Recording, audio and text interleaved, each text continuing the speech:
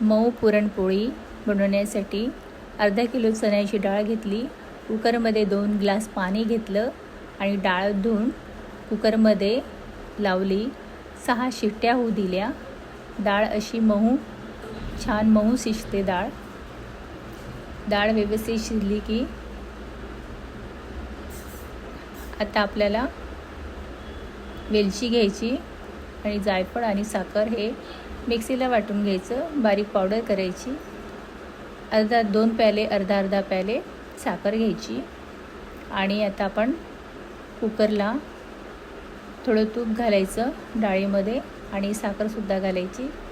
डाळ आणि व्यवस्थित हलवून घ्यायचं आणि गॅस स्लो फ्लेममध्ये ठेवायचा. मध्ये डाळ जळणार नाही. आणि त्यामध्ये पावडर टाकलं आणि हळूहळू ढवळायचं. साखरेला पाणी सुटतं, थोडं मीठही घालायचं आणि ढवळायचं. आणि आता आपल्याला डो बनवायचा आहे. पीठ मळायचं. थोडं मीठ आणि हळद टाकली मी आणि छान मळवून 5 मिनटासाठी ठेवायचं. आता इकडे आपली डाळही शिजलेली आहे, छान व्यवस्थित मऊ झालेली आहे. ती आता चाळणीतून आपल्याला प्यालाने बारीक करून घ्यायची. अशी मस्त पेड्यासारखी अशी बारीक होते.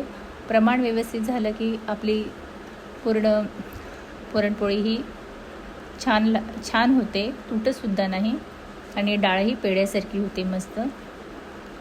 आता लाटून घ्यायचं आणि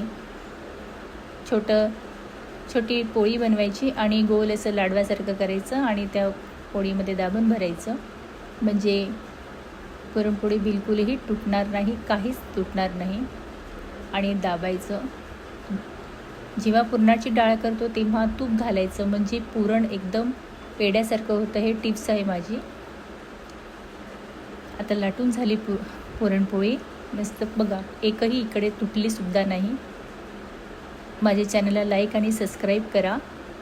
आता पुरणपोळी झाली. अशा सर्व पुरणपोळ्या आपण करून घेतलेल्या आहे. आता तव्यावर तूप घातलं. आता पुरणपोळी शिकूया.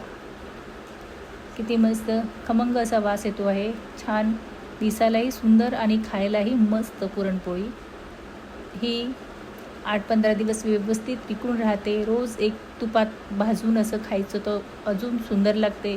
जेवढी जुनी पुरणपोळी तेवढी टेस्टी. करून बघा.